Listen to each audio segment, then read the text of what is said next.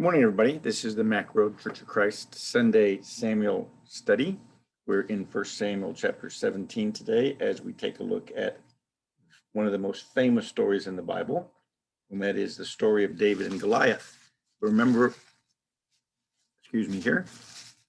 but remember that as you do that, or as we do that, this is set in the middle of this story that has to do with what we call 1 Samuel, the book of 1 Samuel. And remember, Samuel was the link between the judges and the kings, and he was the first one who transferred the power, you might say, from a judge, or God did, from a judge to a king, and Saul was that first king, if you remember.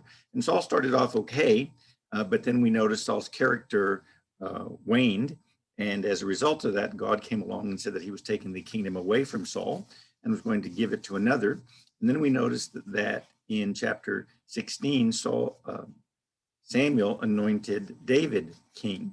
And then we had a section in the second part of chapter 16 that seemed to indicate that Saul didn't know who David was, and that David would come and play for him in order for Saul to have that evil spirit or that evil attitude leave him.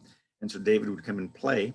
And I mentioned last week that there seems to be a problem with the chronological order of those things, but it's not necessary that those things are written in chronological order.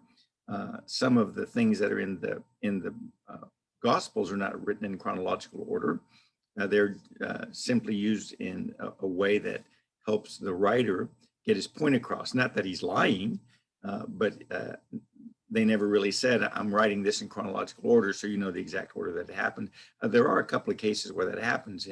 In Acts chapter 11, Peter talks about the fact that he's going to tell them what happened in order. But most of the time, they're writing for a certain theme or a certain purpose, and so they pick and choose the stories they want to put in when they want to put them in. And that's not necessarily doing something wrong. It's just their style of writing. So remember that if you happen to be a person who sees that maybe the chronology doesn't seem to fit, remember that that's one of the styles of writing. You can, however, and some people try to at least, figure out a way to make the chronology work, but it seems a little strained to me, especially as we get into chapter 17. But now we're going to notice that, remember that David had, according to 1 Samuel 16, David had just been anointed, and Saul had hired him as his musician in order to soothe his evil spirits that came upon him from the Lord. And so we talked about that. So now we're getting into the story of David and David and Goliath. And it's interesting that in this chart that we're looking at here, if you're online looking with me, you notice that it says David, a man after God's own heart. And I think that as I pointed out, I believe that the stories aren't necessarily in chronological order, and that the writer is starting off his writings with the most prominent and important aspects of David's character. For example, God had picked him to be king. Saul had picked him to be his musician, and Saul eventually conscripted him into the army. And then we have the story of David and Goliath, which is one of the stories that indicates that God was with him and that he was a man after God's own heart. So I think those are all in there to prove those and to show that relationship that's important as you get into the story in the life of David. And so that's what I'd suggest to you that's under consideration. And so now as we do that, let's take a look at 1 Samuel chapter 17. Let's do a little bit of reading, then we'll come back and we'll talk about it. It says, now the Philistines gathered their armies for battle, and they were gathered at Succoth, which belonged to Judah, and they camped between Succoth and Azekah in Ephes Damim. And Saul and the men of Israel were gathered and camped in the valley of Elah, and drew up in battle array to encounter the Philistines. And the Philistines stood on the mountain on one side, while Israel stood on the mountain on the other side, with the valley between them. Then a champion came out from the armies of the Philistines named Goliath from Gath, whose height was 6 cubits and a span. He had a bronze helmet on his head, and he was clothed with scale armor, which weighed 5,000 shekels of bronze. He also had bronze greaves on his legs and a bronze javelin slung between his shoulders. The staff of his spear was like a weaver's beam, and the head of his spear weighed 600 shekels of iron. His shield carrier also walked before him. And he stood shouting to the ranks of Israel and said to them, "Why do you come out to draw up in battle array? Am I not the Philistine, and you servants of Saul? Choose a man for yourself and let him come down to me. If he is able to fight with me and kill me, then you shall become then we will become your servants. But if I prevail against him and kill him, then you shall become our servants and serve us." Again, the Philistines said, "I defy the ranks of Israel this day. Give me a man that we may fight together." And when Saul and all Israel heard these words of the Philistine, they were dismayed and greatly afraid. So let's take a look at these first 11 verses, first of all, as we get into the story of David and Goliath. And notice that it says that this battle was with the Philistines. It says the Philistines had gathered their armies for battle. Now, Saul, during his reign, always had trouble with the Philistines, and the Philistines weren't really defeated all the way until David.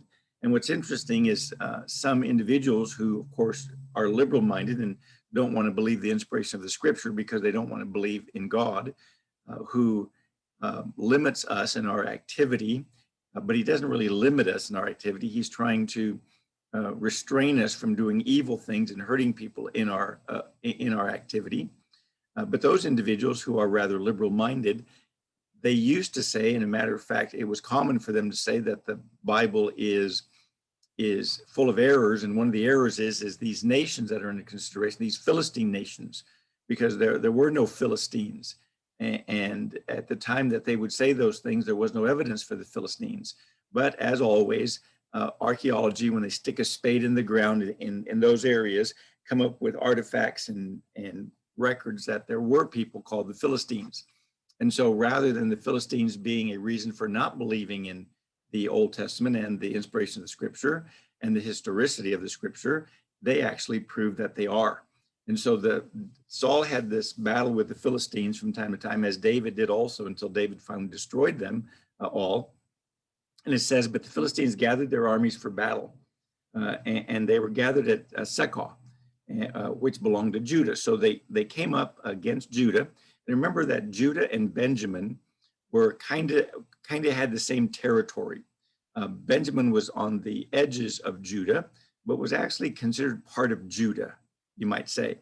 And when the kingdom was divided later on, the kingdom was divided. Remember, there's 12 tribes. The kingdom was divided into two sections: the northern tribes, and they were the 10 northern tribes. And then you had Judah and Benjamin. And so the Benjamites are the people that are in consideration. And remember that Saul is from the tribe of Benjamin. When it says that it came up against Judah, what I'd suggest to you that it's saying is coming up against the king's own territory. They're coming to fight against the king because Israel has a king now. And so if you want to defeat Israel, you have to defeat their king, or if you want to defeat any nation, you go over and defeat their king. And so you attack the place where the king's at.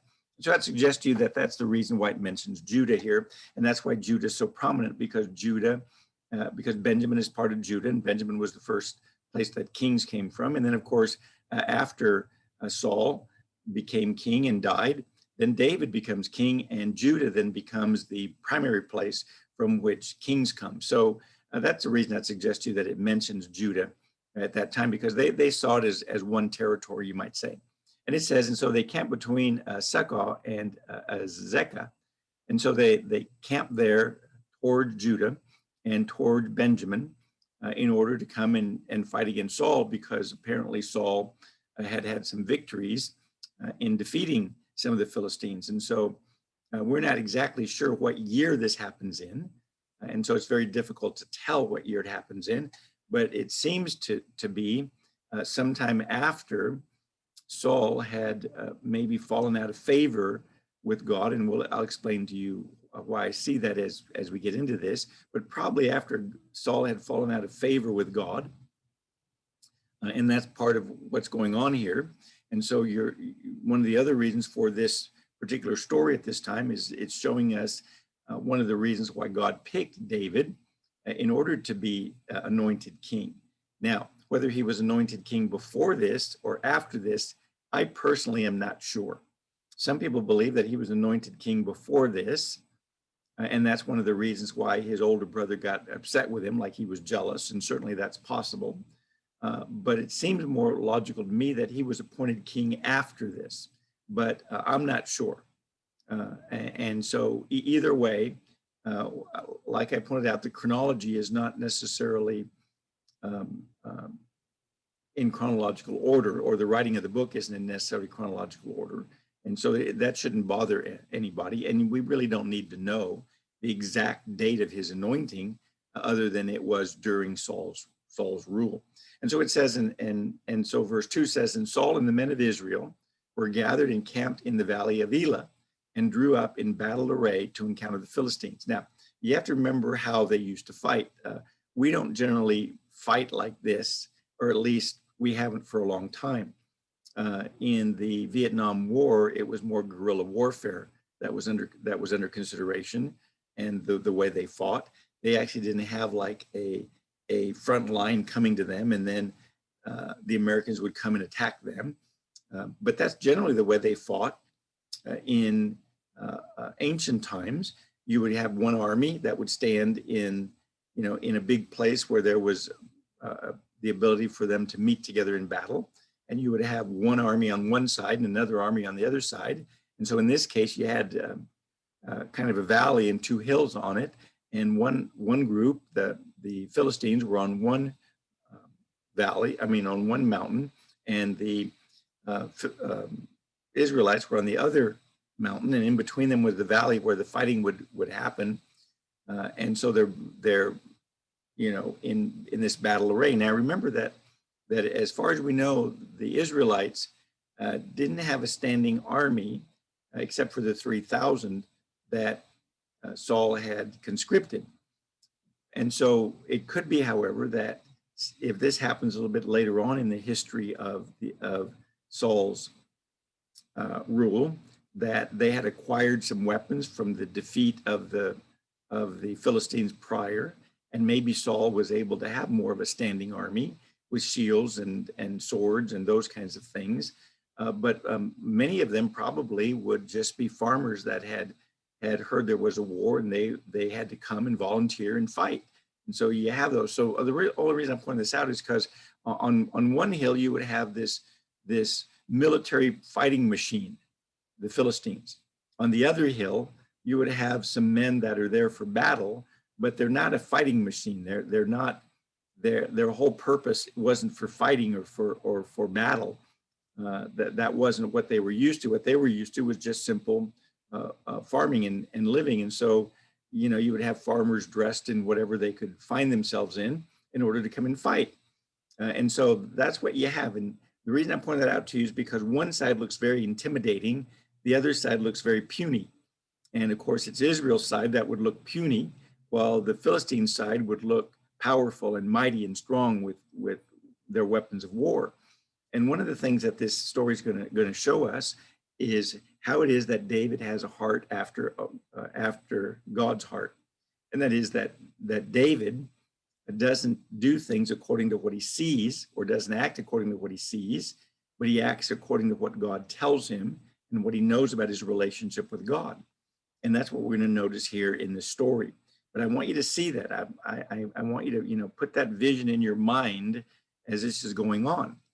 And so it says in verse 3, and the Philistines stood on the mountain on one side, while Israel stood on the mountains on the other side, with the valley between them. So the valleys where the fighting would go on, but the armies would line up on the hills.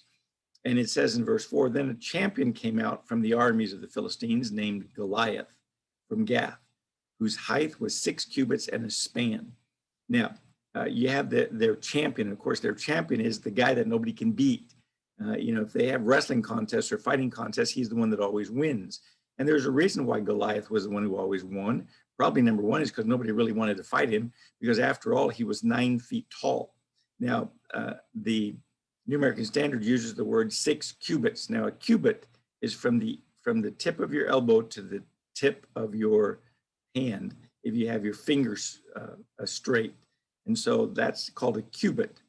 And a cubit, the standard is usually about 18 inches. So about 1.5 feet is a cubit, the way we measure things.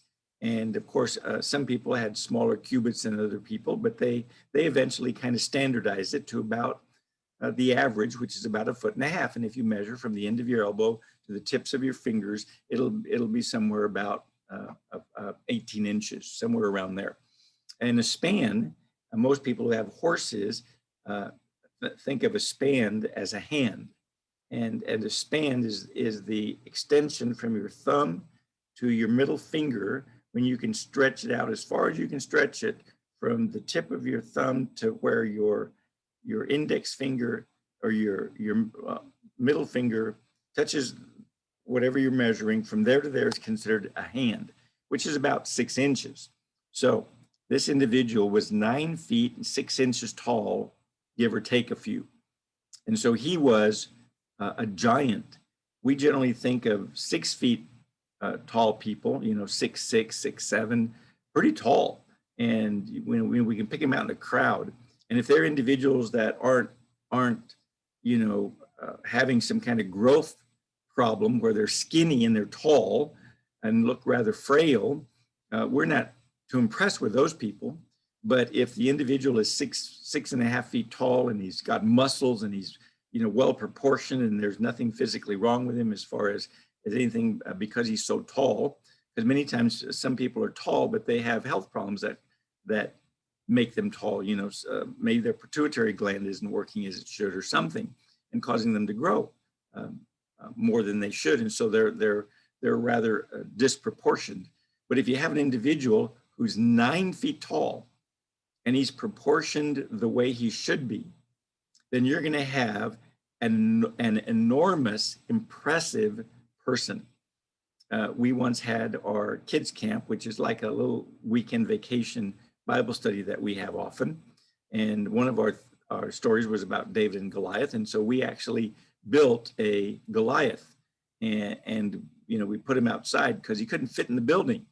He was too tall to put inside our building in the hallway. And so we had him outside in the front, and he was 9 feet tall, and he was pretty impressive. And so that's this Philistine. And so that's their champion. And remember that's why God had first picked Saul to be their king. You remember he picked Saul because Saul was head and shoulders above everybody else. He was taller than everybody else, if you remember that. And so that's the reason he picked him. Well, here you have their champion. And their champion is 9 feet tall. Now, actually 9.5 feet tall. Now, how was he armored, or how was he prepared? Verse 5 says he had a bronze helmet on his head. So number one, he's 9.5 feet tall. And if you think you're going to hit him in the head, you're going to have to get through that bronze helmet. That's the reason why our soldiers in war, they always wear a helmet, because the helmet deflects a lot of flak and potential hazards for the soldiers. And if a bullet, and the reason they're kind of shaped funny is because if a bullet hits it, unless it hits it square on, its purpose is to deflect it so that it doesn't hurt the soldier who's wearing the helmet. Well, this individual had one from this Goliath, who's from Gath. He also had a bronze helmet on his head. And so it was metal. He didn't have a wooden helmet. He had a bronze helmet, and that bronze helmet was the thing that would keep his head secure. So his head was safe. And it says, and he was clothed with this scale armor, which weighed 5,000 shekels of bronze. Somebody mentioned that would probably be about 120 pounds of what they call mail. And that's basically a chain, a shirt, you might say, that's made of chain. It's chained together. And so therefore, if somebody tries to hit you with a sword, uh, it's not going to penetrate you, or it's not going to go through it.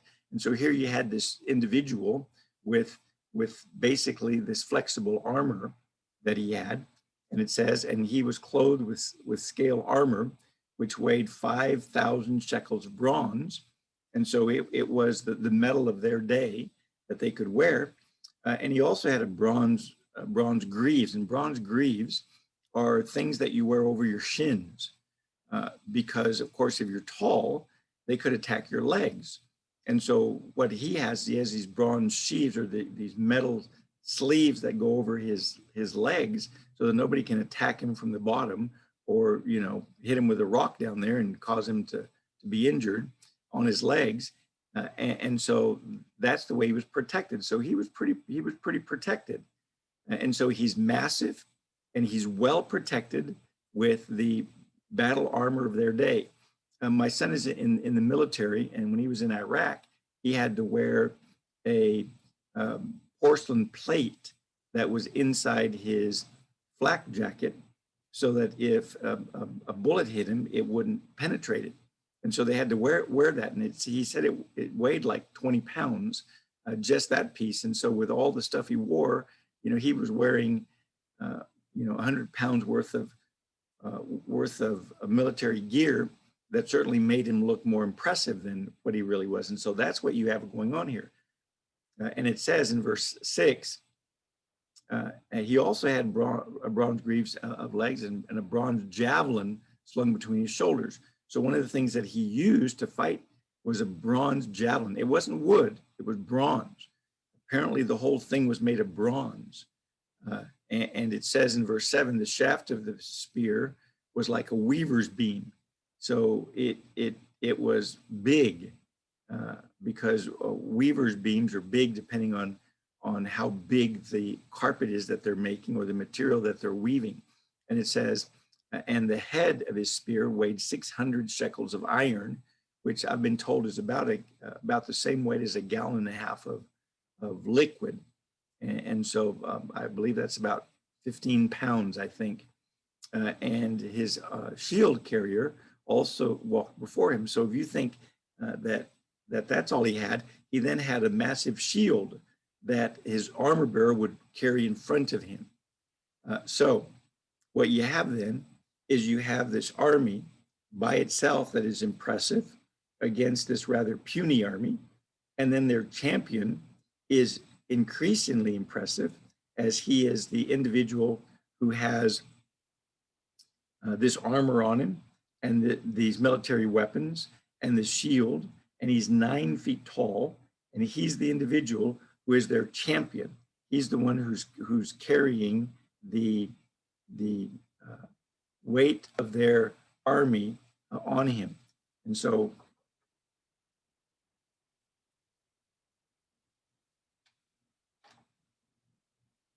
that's who we have fighting there. So again, the only reason I'm pointing this out to you is because I want you to understand the impressive nature of Goliath. I don't want you to think that he wasn't impressive. He was. Now, why do I want you to know that?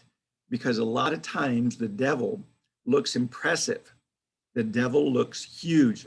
Our problems look huge and massive. They look like there's no way we're going to be able to defeat them. There's no way that we're going to be able to win. That's why in Revelation, in chapter 13, God describes Satan as a dragon. Because how in the world can we fight against a dragon? That fire-breathing dragon, and he's massive, and he's powerful. He's got 7 heads, and just the vision of that is a vision of an animal that's massive, and you're not going to beat him. You're not going to win. And also when God talks about sin and the deception that Satan opened in Revelation chapter 9, you have sin described as these soldiers that are flames of fire, with swords of flames of fire, that are sitting on horses that have heads of lions and tails of scorpions, and their mail, the armor on these horses is of highest. In other words, it looks like flaming fire. And so you have this impressive view of sin. because that's the way sin looks. Sin looks impressive. It looks like we're not going to defeat it or beat it. It's going to whip us, because look at how powerful it is. Now, also remember that that's the reason why the children of Israel failed to go into the land of Canaan when they were first instructed to go in. You remember that they sent the 12 spies, and 10 of them came back and saying, oh, the people there are giants. Well, here you have one of those giants, and they're strong, and their cities are fortified, and we're just this, this group of wandering slaves, and how are we going to defeat them? And we don't have any weapons, and they have all this fortification and these armies that they have, and we have nothing. And so they chose not to go in, and God punished them by slaying them in the wilderness for the next 40 years until the next generation that learned to believe and trust in God were allowed to go in. And that's what you have here. You have this massive, impressive army with this massive, impressive champion in front of them. And now let's see what this massive, impressive soldier was saying to them. Verse 8, he stood and shouted to the ranks of Israel and said to them, why do you come out to draw up in battle array? Am I not the Philistine, and you servants of Saul? Choose a man for yourself and let him come down to me. So basically what Goliath says is, look, I am a Philistine. In other words, I'm representing the Philistine army. You guys choose a man to represent Saul's army. Now, I want you to notice how he says that. He says Saul's army. Sometimes people fail to understand what army we belong to. We don't belong to a man's army. We don't belong to the army of quote, a Church of Christ, some denomination that's in the world. We belong to God. We're God's soldiers. And sometimes people see us not as God's servants or God's people, and therefore they treat us accordingly. Now, for some people, it's okay, because their idea of being in God's family is not to be very faithful, kind of like Saul. And that's one of the distinctions you're going to see here between Saul, who was supposed to be the king, supposed to be the leader, and David. That's one of the things you're going to notice with them. But I point this out to you because Satan often looks impressive, and he challenges us, just like Goliath is challenging Saul and his army, and Satan is challenging us, and he's putting up this enemy in front of us, and we have to resist him, or we have to stay faithful to God. And so if we're looking with our eyes, if we just simply look with our eyes, we'll probably be defeated. But if we remember what God says, then in fact we will be able to withstand them. And that's one of the reasons why in Ephesians chapter 6, when he talks about taking the armor of God, he says, take the shield of faith so that you can, so that the flaming arrows of the evil one won't penetrate us. You see, faith is what keeps us strong. It's not that we have better armor, although we do have better spiritual armor. It's not that we have, that people can see a physical leader with us, our leaders in heaven. So it's not those impressive physical things that helps us to stand against Satan. It's our faith, it's our trust and our belief in God. Just like when the children of Israel finally did go into the land of Canaan, they did defeat, for the most part, the nations that were in there. And God did give them the land because of their trust in God, because they were faithful to God and believed God. And so this Philistine draws up in this battle array and basically says, look, I am what represents the world. You're supposed to be one of Saul's servants. So choose a guy to come out and fight against me. Choose that individual to come fight against me. And verse 9 says, if he is able to fight with me and kill me, then we will become your servants. But if I prevail against him and kill him, then you shall become our servants and serve us. And so basically he says, look, if you beat me, we'll be your servants. If I beat up your champion, then you serve us. And That's what the world does. The world wants to fight against us and make us slaves of sin, make us slaves of pornography, make us slaves of greed, make us slaves of anger, make us slaves of money. That's what the world wants. And God wants us to be his servants.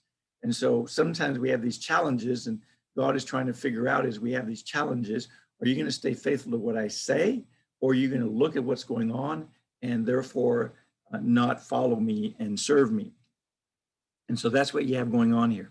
He says, but if I prevail against him and kill him, then you shall become our servants and serve us.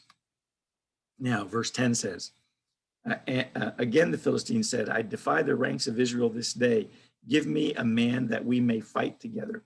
And so basically, he didn't do this just one day. He did this for a number of days. He did this. As a matter of fact, I believe it was 40 days that he does it. Every day he goes out there and he says, come fight against me. And so every day, Saul's army has the ability to choose somebody and have him go out there and fight against this individual. But of course, because they're looking at his physical presence, because they're looking at his armor and his stature and his strength and his armament, they're not willing to go out and fight against him. And that's why it says in verse 11, and when Saul and all Israel heard these words of the Philistines, they were dismayed and greatly afraid. Well, why were they afraid? Because they were looking at the physical things that were going on. That's what they were looking at. Just like when Jesus was walking on the water, and Peter said, Lord, if that's you, let me walk on the water with you.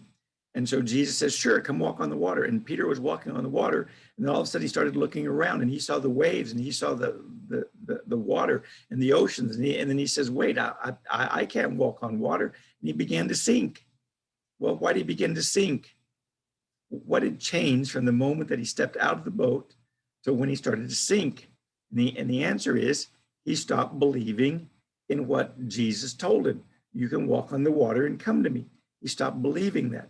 And so Saul, and the reason I said it is because he became afraid. And so did the Israelites here. They became afraid and dismayed. They were discouraged because they were looking at at the physical armament of the enemy, and that's what they were looking at, instead of understanding that we have the most powerful ruler of the entire world. And if you believe Jesus is king and ruling today, then Jesus is ruling every aspect of what's going on in this world today.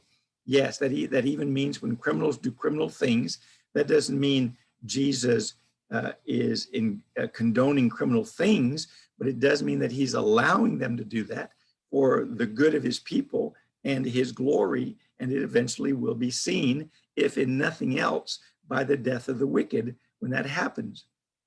Because he points out in a psalm that even the wicked are raised for the day of judgment. And that's going to give him glory when he condemns the wicked. Because when we condemn the wicked, it helps people see where we stand and what we stand for. If I let some individual just, beat up on my son when I can stop him, then there's something wrong with people are going to go, he doesn't love him. If he loved him, he would do everything he could to stop him. And so that's what you have going on here with Saul. Saul didn't believe in God. And so therefore, since he was looking at all this armament, he was dismayed. Now, notice that it says Saul and all Israel. Well, why Saul? Because Saul's supposed to be their leader. He's supposed to be their king. He's supposed to be the one who does what's being done. Even when the people don't believe, he's supposed to be the example, the one that's showing them what to do. That's who he's supposed to be. He's supposed to be the leader of the people and the example of the people. And that's who elders are in God's church today. They're not individuals who get to tell people what to do. They're individuals who show people what to do by their action and by their activity, and they teach people what to do. But they don't force them. They don't make them do it.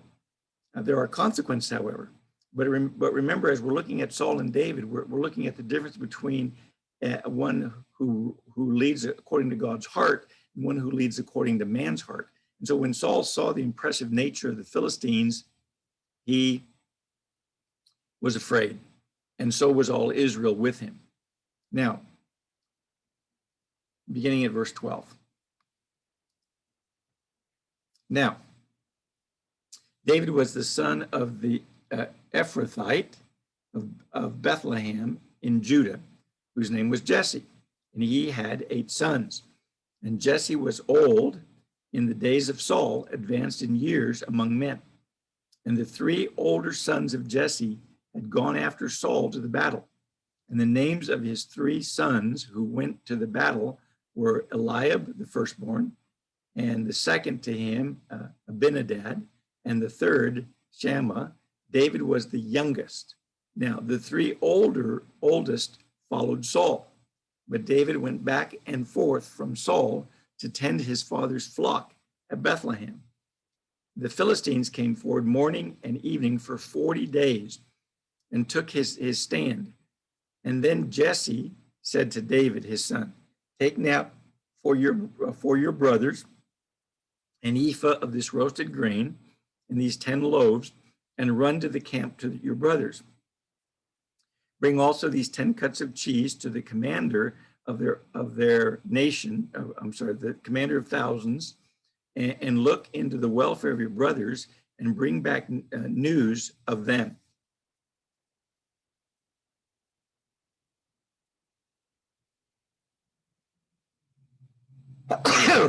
Excuse me, I had to sneeze there. Sorry about that. It says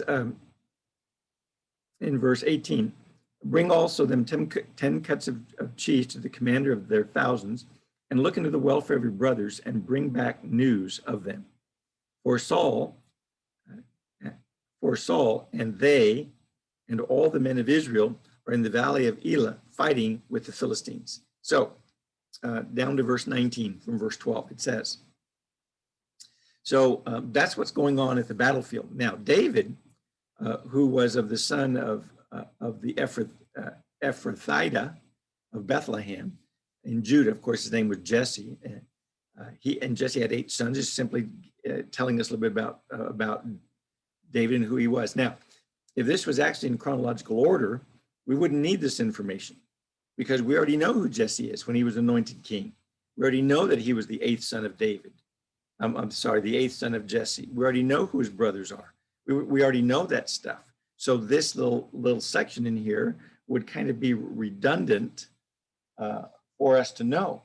But if it's not in chronological order, then this would make perfect sense that they have to identify who this David is. They don't know that David was anointed king.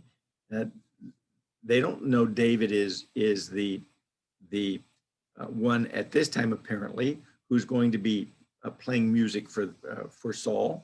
Apparently, they don't know who he is, so he has to be identified. And so he's identified, and his 3 older brothers are identified. And the reason the 3 older brothers are identified is because they're actually at the battlefront. They're actually at the front of the battle because they apparently had volunteered to be part of Saul's army. And so they are in the army. And so if the army is fighting against the Philistines, they would be there. And it says that the oldest was Eliab, and then the second was Abinadab, and the third was Shammah. And so David was the youngest of 8. And verse 14 says, now the 3 older followed Saul. So the 3 older had decided to join the army, and so they're pretty much following Saul, and they're with Saul. They're army men, kind of like my son. My son joined the National Guard, and so he's in the National Guard. And I have another son, and he chose not to. And both of them are fine. They don't have to. But verse 15 says, but David went back and forth from Saul to tend his father's flock at Bethlehem. Now this tells us something. One of the things that this tells us is that David would go back and forth to wherever the army was, and to wherever, whether the army was fighting or whether the army was just, at their base, wherever their base was.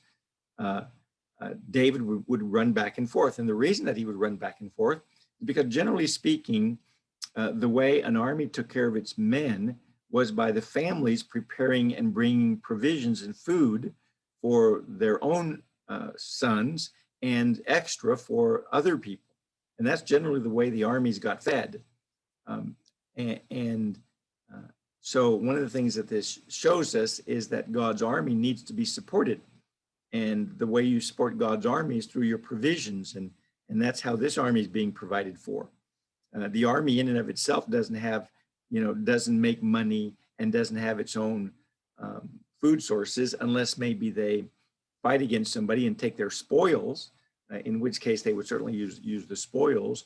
But generally speaking, the armies were taken care of by the provisions provided by the families. And so that's the same thing with God's church. God's church is not a business. God's church is not to engage in business.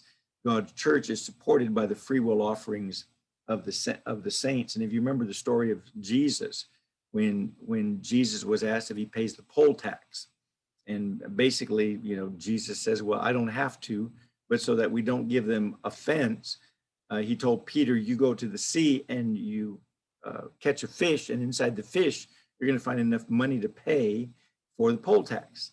And that's a kind of an interesting little story, or little, that Jesus tells them. But the thing Jesus is pointing out is, if you remember, Peter was going to be a fisher of men.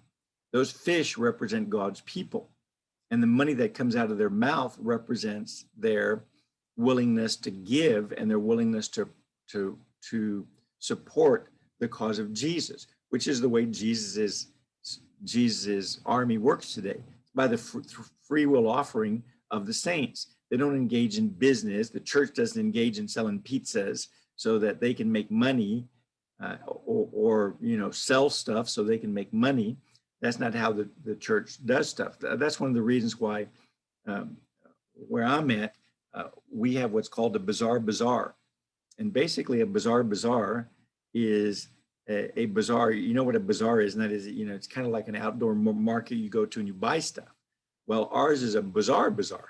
In other words, ours is a weird bazaar, because a couple of times a year, all of the Christians at church will bring stuff that they have in their closet or stuff they don't need anymore, and we'll bring it out and we'll put it on tables in our parking lot, and we'll have people come, and rather than buying it, we give it to them. We give it to them free. And we do that because we understand that we're not supposed to make money through the selling of stuff, but we're supposed to demonstrate our willingness to share, and God's the one who's going to bless us. So that's what you have going on here. But you also have David running back and forth, which means that David could be known by the soldiers that are there, and David could be seen as somebody there.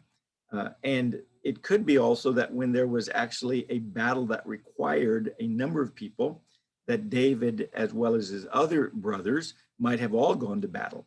But it wasn't something that David did. It wasn't David's job. David's job wasn't a soldier. His three older brothers' job were being soldiers. David's job was taking care of the flock, and that's what you have in verse 15. But David went back and forth from Saul to tend his father's flock at Bethlehem. And it's interesting that it says that Bethlehem, of course, is a house of bread. And so David is taking care of his father's flock. And if David represents Jesus, then Jesus is taking care of his father's flock. And he's taking care of his father's flock, who is the house of bread. In other words, who provides a life for us. And so you have that little parallel there between David and Jesus, along with many other parallels that are in the life of David. But I find that interesting that it tells us that David went back and forth taking care of his father's flock. That was David's job. And really, that's the job of all kings and all rulers and all leaders, whether we are the leaders of our house or whether we are the leaders of people or of a community.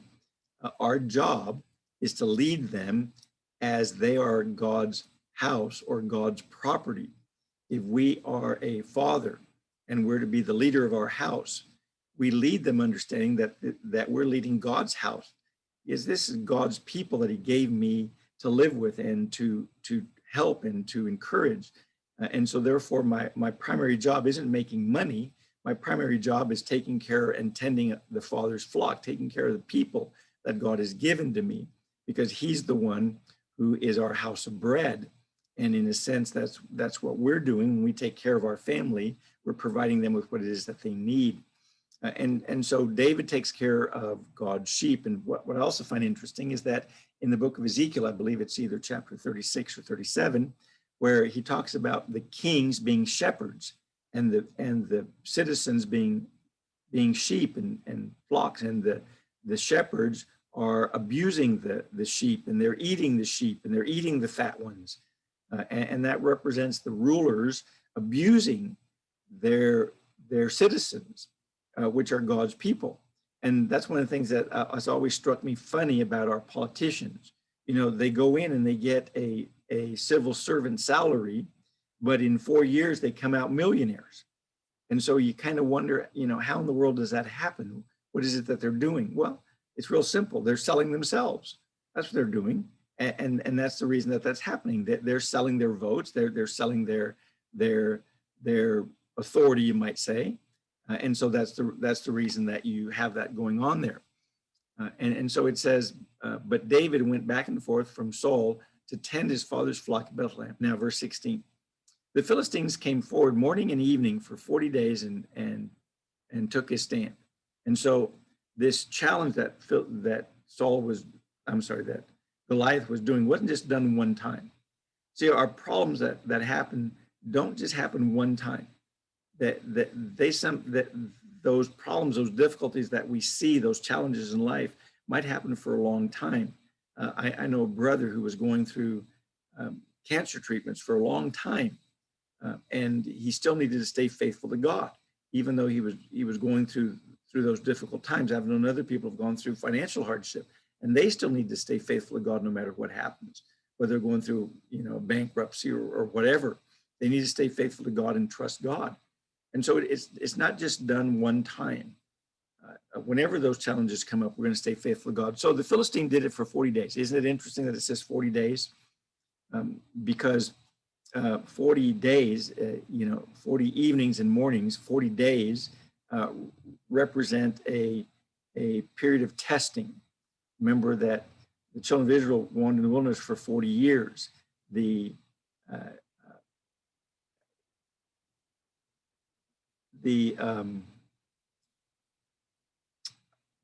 temptation of Jesus was for 40 days when he fasted 40 days and 40 nights.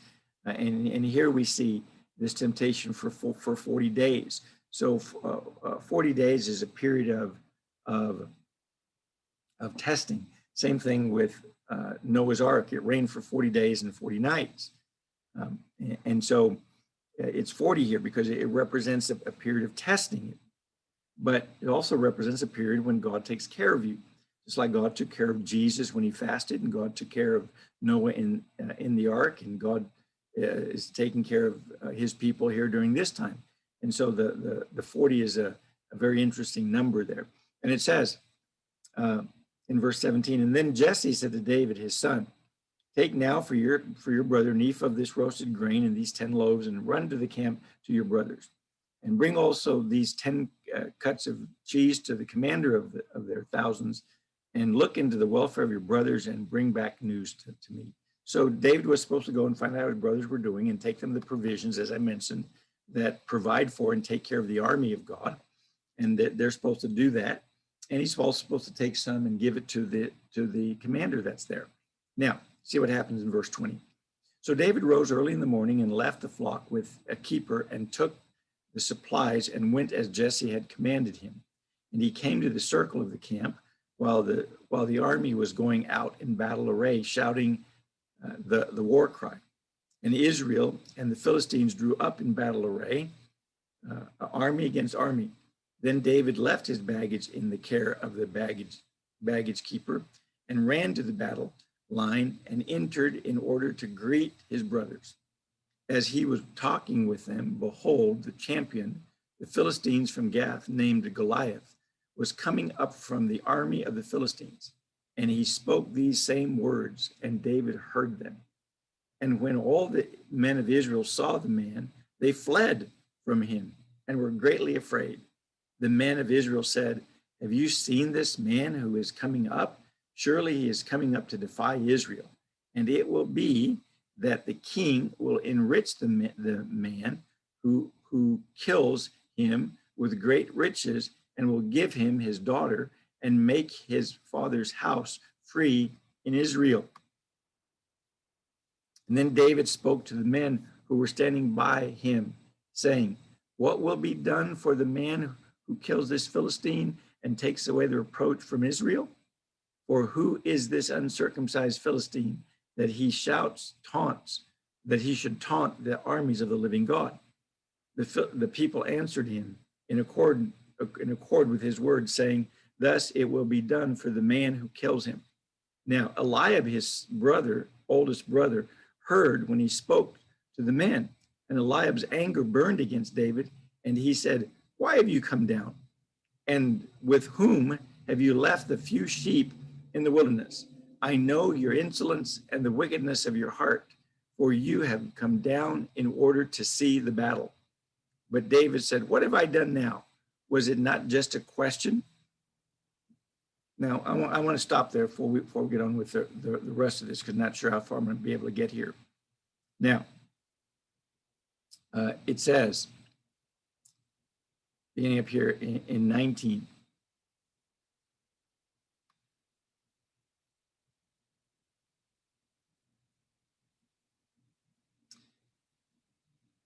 actually verse 20, it says, so David rose after his father told him what to do.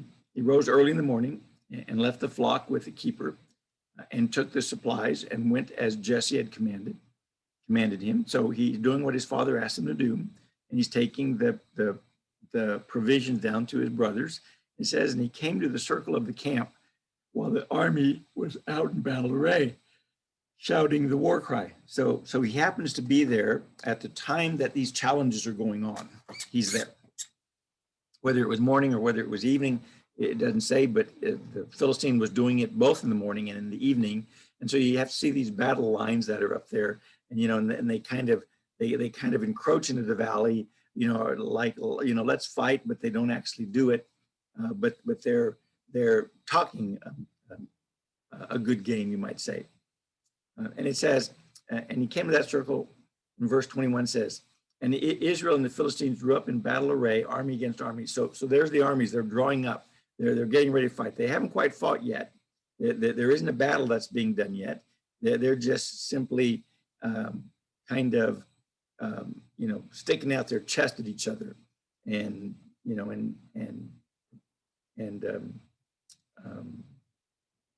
what's the word I'm looking for? And demonstrating their strengths. So verse 22 says, then David left his baggage in the care of the baggage keeper and ran to the battle line and entered in order to greet his brothers. So he went over to talk, to greet his brothers. After he got there, he left off the stuff and he went to go talk to his brothers. And it says, and as he was talking with them, behold, the champion, the Philistine from Gath named Goliath, was coming up from the army of the Philistines, and he spoke these same words, and David heard them. So the Philistine finally came up and said what he had said before, except this time David happened to hear him. David happened to be there when he heard these words. And it says, when all the men of Israel saw the man, they fled from him and were greatly afraid. So when Goliath comes down, as the armies are kind of puffing out their chest towards each other, and Goliath steps forward, rather than volunteer stepping forward to meet him, they run back. They fall back. And as a result of that, then Goliath stands there without a challenger. And so it says the men were greatly afraid. And the men, verse 25, and the men of Israel said, have you seen this man who is coming up? Surely he is coming up to defy Israel. And it will be that the king will enrich the man who kills him with great riches and will give him his daughter and make his father's house free in Israel. So basically, as they were talking about this man, one of them happened to say or mention that the individual who kills him is going to find favor with the king. He's going to become part of his family by marrying his daughter, and he won't have to pay taxes anymore, and his family will be free. So he'll be his own boss, you might say, and he'll be free. Now, what's interesting is even though those things were offered to men, they still looked at the Philistine and they looked at how impressive he was, and they were unwilling to receive those things. What I think is interesting is that that's exactly the way it is today. God wants to bless us. God wants to make us free. God wants to make us free men. And the way we become free men is not by pledging allegiance to a flag. It's not by pledging allegiance to some family or some church. It's by being God's people. It's by serving the Lord and becoming his servant. And when we become his servant, we become free. Just like when Jesus says, if a man wants to gain his life, he has to lose it. You know, well, that's kind of backwards. Well, I know. If you want to be free, you have to become a slave of Jesus, not a slave of the world. But Jesus says, or the scriptures teach, that if you serve God, he'll bless you. He'll give you everything that you need. He'll take care of everything that all of our necessities he'll take care of. And that, you know, that's what Saul's offering to people. And also we'll get to be part of God's family. We get to be part of God's family because we follow him and we believe him and we trust him. And that's what you have going on here, but in a physical sense. In this case, of course, it was the physical promise. But notice that didn't even get these men enough encouragement to go fight against this Goliath individual. And that's because they were looking at their fight as a physical fight instead of a spiritual fight. And so we need to remember that every fight we fight is always a spiritual fight. You might think it's a physical fight. It's not. It's a spiritual fight. It's a fight that's going to teach us whether we're serving God or whether we're relying on our muscle or whether we're relying on vengeance or whether we're relying on our money or our beauty or what is it that we're relying on. And that's what it's going to teach us. And so in verse 26, it says, and David spoke to the men who were standing by him, saying, what will be done for the man who kills the Philistines and takes away the reproach from Israel? Or who is this uncircumcised Philistine that he should taunt the armies of the living God? Now, David says, what was it that would be done for this guy? And David wants to make sure again. Now, I'm not sure why David wanted to make sure this was right. I don't know whether this actually was the motivation for David, but it certainly was something that would encourage David as he's doing this. And certainly our desire to serve God should be primarily because we love him, because we want to glorify him and serve him. But it also helps when he tells us that he'll bless us and he'll take care of us. And so we don't serve him just to be blessed, but we appreciate his blessings that he's going to give us as we do serve him.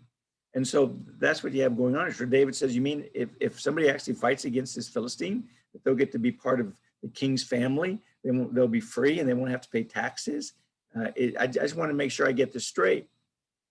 And it says, and what I want you to notice, it says, even before he gets the answer again, he says, what will be done to the man who kills this Philistine and takes away the reproach from Israel?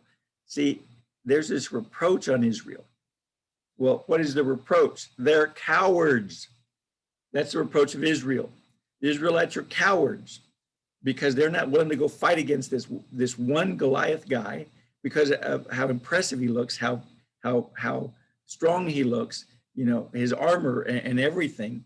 And they're cowards, not physical cowards, spiritual cowards, because they're thinking this is a physical battle. And so therefore they're looking at everything physically. And if you look at things physically, we're going to get lost. What we need to do is look at things spiritually. And so there's this reproach on Israel because this Goliath is saying, look, you guys are a bunch of cowards. You won't even come out and fight against me. Now, that's one of the things I want you to notice that David said. David's trying to remove this reproach from Israel. We don't want God to look bad. We don't want God to look bad. You know, I don't care much for alcohol. I don't believe that the scriptures teach that you can't, you know, have a glass of wine if you want every so often. They seem to do that in the Bible. But I don't drink. And one of the reasons I don't drink is because I don't want to bring a reproach on Israel. Now, that doesn't mean that everybody who drinks bring a reproach on Israel. But the reason that I don't do it is because I have people in my personal family that have trouble with it. that have trouble with being able to drink and stay sober.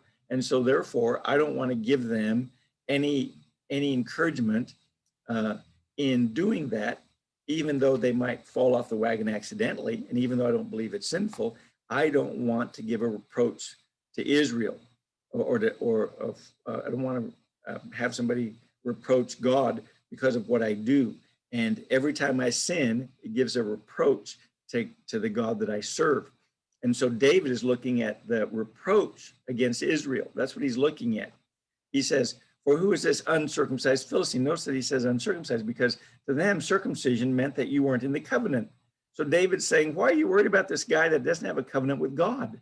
He's a Philistine. He doesn't have a covenant with God. And he says that he should taunt the armies. Notice that he doesn't say of Saul, but that he should taunt the armies of the living God. David understood that the army of Israel at that time was the national army of God. It was the army of the living God. And he wasn't a dead God. He's not an idol. He's a living God. And therefore, this army is not just a bunch of army men. It's God's army. So it doesn't matter how they're dressed. God is behind them. It doesn't matter how powerful the enemy is. God is behind his people. David sees God's army different than all the men that were there saw it. They didn't see it as God's army. They saw it as Saul's army. And so they looked to Saul for strength. And since Saul wasn't bigger than Goliath, well, then they were kind of puny. But that's looking at things physically. We need to look at things spiritually. We're God's army. Now, when I say we look at things spiritually, that doesn't mean that we don't do anything physically. We do. David's going to do something physical here. But he's doing the physical thing because of his spiritual attitude, because of the way he sees things spiritually. Remember, spiritual just simply means revealed by God. That's what spirit means. It's revealed by God. The world wants to reveal stuff to you according to the world's attitude, and God is trying to reveal things according to his attitude. And so therefore, the spiritual represents what's given to us by God. I'm afraid that because of some religions and the way some religions view the Holy Spirit, we look at the spiritual as it's some kind of mystical, mysterious, power that we get, instead of understanding that the spiritual means it comes from God. That's what spiritual means. It comes from God. And so when God made us, he made us in his image. He made us spiritual. That's what he's talking to us about. He made us spiritual. So when I talk about the fact that we need to look at things spiritually, that doesn't mean that we don't do things physically. We do. And so this uncircumcised Philistine who has no covenant with God, he's taunting the people of Israel who have a covenant with God. That's what David's saying. How in the world can you let that happen? Even if you do get all this stuff, how can you let that happen? So David asked again. Now verse 27 says, the people answered him in accordance with this word, saying, thus it will be done for this man who kills him. And so they're saying, yep, that's what will happen to the man who kills this Philistine. He will get to be part of the family of Saul. His house will be free and he won't have to pay taxes. Now, verse 28. Now Eliab, his older brother, heard when he spoke to the men, and Eliab's anger burned against David, and he said, why have you come down? And with whom have you left those few sheep in the wilderness? I know your insolence and the wickedness of your heart, for you have come down in order to see the battle. Now, I want you to notice that Eliab was the oldest. And so Eliab being the oldest, he sees what David's saying. You have to remember, David is probably, he's a young man, anywhere from 15 to 20 years old, most people believe that he is at this time. And so he's the youngest, and he's a kid. But, all kids, it's kind of like kids like to see fights. I mean, anybody who's been to school and you hear about a fight, everybody gathers to watch a fight. Well, that's what Eliab is saying about his brother. In other words, he's saying, you came out here to watch this fight. That's why you're out here. Why in the world are you asking these things? Now, some individuals believe that maybe Eliab was jealous because David had been anointed king prior to this. Well, that's certainly possible, but I don't think Eliab would act this way if he knew David was supposed to be the king. I don't believe that. Maybe he would be. Maybe he'd be jealous. But I think what's under consideration is just this older brother is getting mad at his younger brother because his younger brother thinks that, you know, he's going to do something in this battle, and he's just a kid, and therefore being just a kid, he's not equipped, and so, you know, you're just coming to stick your nose in what's going on here, and I think that's really what's happening, and that's why he says, "Why'd you come down here?" You know, and where are the sheep you're supposed to be watching? That's your job. Your job is to watch the sheep. You're not an army guy. Your job is to watch the sheep. It's like if I ever went to go visit my son, and he was doing something, you know, militarily with some artillery, you know, and I started talking about, hey, can I shoot that? He's going to say, Dad, who are you? You're not an army guy, you know, and especially if I was his younger brother and was trying to do something like that. So I believe that's what's going on here, that Eliab is saying to his younger brother, what in the world are you doing? You know, you're a kid. You're not even in the army. Well, you know, why in the world are you asking what's going to happen to the man who kills this Philistine? Because you're not even in the army. You know, you're not an army guy. You're a shepherd. You know, who's watching those sheep that you have? And so David says in verse 29, but David says, what have I done now? It was just, was it not just a question? In other words, David said, I was just asking to see what would happen. And that is where we're going to have to leave off today. Appreciate you being here. Appreciate the fact that you come and listen, and pray that you encourage other people to listen. And hopefully you learn stuff that helps us to be better servants of God, because that's really my goal, is to help us be better servants of God in everything that we do. Pray God blesses you in everything that you do that's in accordance with his will.